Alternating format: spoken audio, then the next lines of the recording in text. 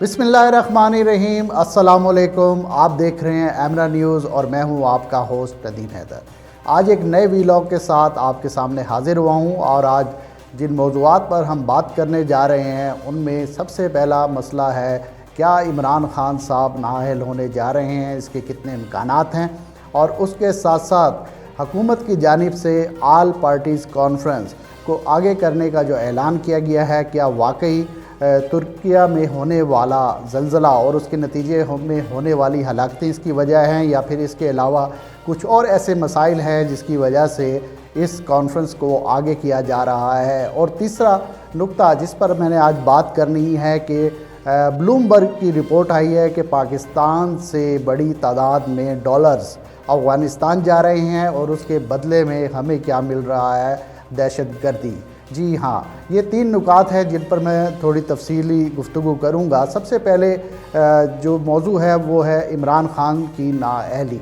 इमरान खान साहब की नाअहली का केस इस्लामाबाद हाई कोर्ट में चल रहा है और आज एक लार्जर बेंच तश्कील दे दिया गया है। ये कोई एक छोटी खबर नहीं है। इस बार इमरान खान साहब को उनकी मुबैना बेटी के इल्ज़ाम में जो है नाअहल करने की तैयारी है। इसका क्या फ़ैसला होगा, क्या नहीं होगा, ये फ़ैसला तो अदालत ने करना है, मगर इसके क्या पहलू हो सकते हैं, इस पर हम थोड़ी सी रोशनी डालेंगे।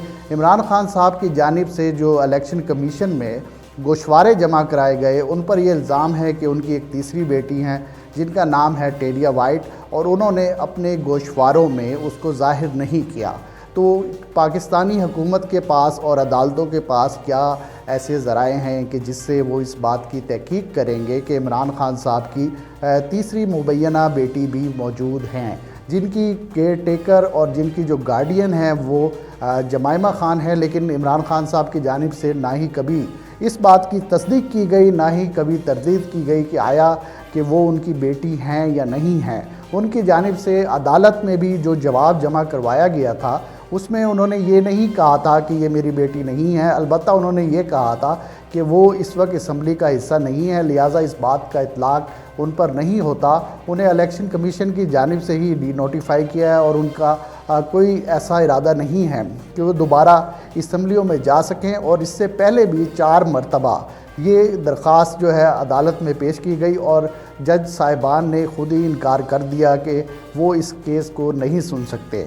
लेकिन इस बार जो मोअज़्ज़िज़ अदलिया की जानिब से लार्जर बेंच तश्कील दे दिया गया है, जिसके बाद हम बड़ी आसानी के साथ इस नतीजे पर पहुंच सकते हैं कि इस केस का कोई मंतकी अंजाम होगा। और इस केस को साबित करने के लिए जो सबसे मौसर ज़रिया है वो है डीएनए टेस्ट। आया कि डीएनए टेस्ट करवाया जा सकता है या नहीं करवाया जा सकता। तो अगर ये बात की जाए कि हुकूमत की तरफ से इल्ज़ाम है, जब तक इमरान खान साहब इस बात को तस्लीम ना करें, क्योंकि टेरिया जो वाइट है उनकी जो वालदा थी सीता वाइट, वो तो इस दुनिया में नहीं रही, लिहाजा कैसे साबित किया जाएगा कि वो इमरान खान साहब की मुबैना बेटी हैं या नहीं हैं। इसका सिर्फ़ एक ही तरीक़ाकार हमारे सामने आता है कि उनका डीएनए टेस्ट करवा लिया जाए।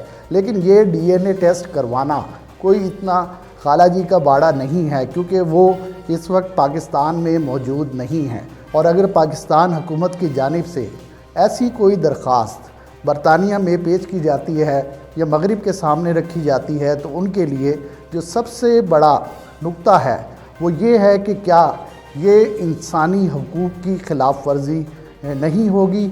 और इसके लिए ज़रूरी है कि जिसका डीएनए किया जाए उसकी, या फिर अगर वो अभी एडल्ट उम्र में नहीं है तो उसके गार्डियन की रज़ामंदी बहुत ज़रूरी है। लिहाजा ये एक बहुत दूर का ख्वाब होगा कि हम इसके बारे में कहें कि आया कि जो उनकी मुबैना बेटी हैं उसका किसी तरह से भी जो है टेस्ट करवा कर इस बात को साबित किया जाए कि आया कि वो उनकी बेटी हैं या नहीं हैं। यहाँ पर लोगों का ये भी कहना है कि इमरान खान साहब की ज़ात पर हमले नहीं करने चाहिए।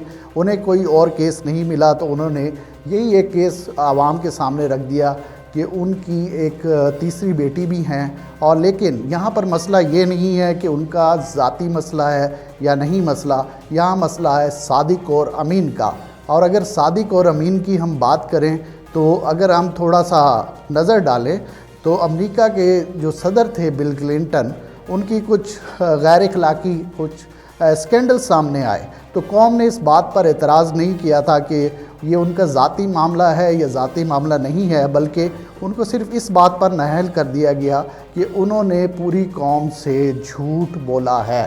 لہٰذا یہ ایک بہت سنگین مسئلہ ہے۔ ہم دیکھیں گے کہ ہماری جو اعلیٰ عدلیہ ہے وہ اس کے بارے میں کیا فیصلہ کرتی ہے، اور اس کے ساتھ ساتھ ایک طرف عمران خان کو ٹیکنیکل ناک آؤٹ کرنے کی تیاری کی جا رہی ہے، اور دوسری طرف ہمیں جو موجودہ حکومت ہے وہ بوکھلاہٹ کا شکار نظر آ رہی ہے۔ کیوں آپ دیکھ سکتے ہیں کہ حکومت کی جانب سے آل پارٹی کانفرنس کا اعلان کیا گیا، لیکن اس موقع پر یہ کہہ کر اس کو ملتوی کر دیا گیا ہے کہ ترکیہ میں ہونے والا زلزلہ، تو کیا آپ سمجھتے ہیں کہ ترکیہ میں ہونے والے زلزلے میں ایسی پاکستان کی جانب سے امداد تو ضرور کی جائے گی، لیکن ایسی کون سی سرگرمیاں ہیں؟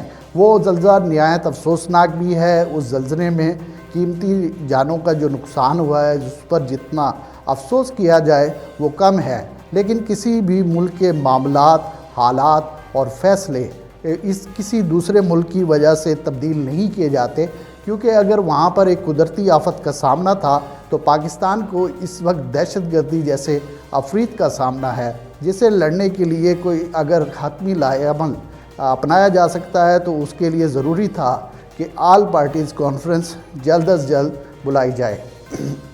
لیکن جو تجزیہ کار ہیں اور ماہرین ہیں، ان کا کہنا یہ ہے کہ حکومت کی جانب سے جو دیگر جماعتیں ہیں، اس وقت حکومت ناکام رہی ہے، خاص طور پہ صرف پاکستان تحریک انصاف نہیں بلکہ اس کے اندر دیگر جماعتیں بھی شامل ہیں جو کہ اس وقت حکومت پر اور مسلم لیگ نون اور جو ہے وزیر اعظم شہباز شریف پر مکمل اعتماد نہیں کر سکتی۔ ایک طرف دہشت گردی کا مسئلہ ہے، اور اس دہشت گردی کے تانے بانے کس سے جڑتے ہیں؟ افغانستان سے۔ جو اس وقت تک کی تحقیقات ہیں ان کے مطابق پشاور میں جو خودکش حملہ ہوا اس کی فنڈنگ کہاں سے ہوئی؟ افغانستان سے ہوئی۔ لیکن یہ بھی دیکھنے میں آ رہا ہے کہ بلومبرگ کی یہ رپورٹ میرے سامنے ہے، جس کے اندر یہ لکھا گیا ہے کہ اس وقت افغانستان کے اندر جو ڈالر جا رہے ہیں اس کی لائف لائن پاکستان ہے۔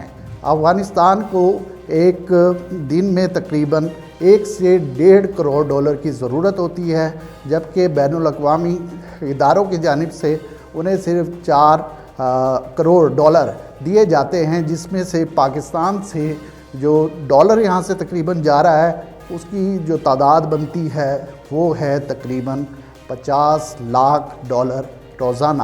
اور جو یہ ادارہ ہے بلومبرگ، اس نے واضح کیا ہے کہ صرف تجارتی ذرائع کے ذریعے یہاں سے ڈالر نہیں جا رہا بلکہ دیگر ذرائع بھی استعمال کیے جا رہے ہیں، جس کی وجہ سے اس وقت جو افغانی کرنسی ہے اس کی جو قیمت ہے وہ تقریباً 79 روپے بنتی ہے، جبکہ پاکستان میں جو ڈالر ہے وہ 280 سے بھی اوپر چلا گیا ہے۔ تو کیا وجہ ہے کہ یہاں سے ڈالر جائیں اور وہاں سے دہشت گرد آئیں؟ تو یہ اس کا فیصلہ ہمیں جلد از جلد کرنا ہوگا۔ اگر یہ آپ کو میرا ویلاگ پسند آئے تو کائنڈلی ہمارے چینل کو لائک کیجئے، اس ویڈیو کو شیئر کیجئے، اور کوئی بھی سوال ہو کمنٹس میں لازمی پوچھئے۔ Thank you very much.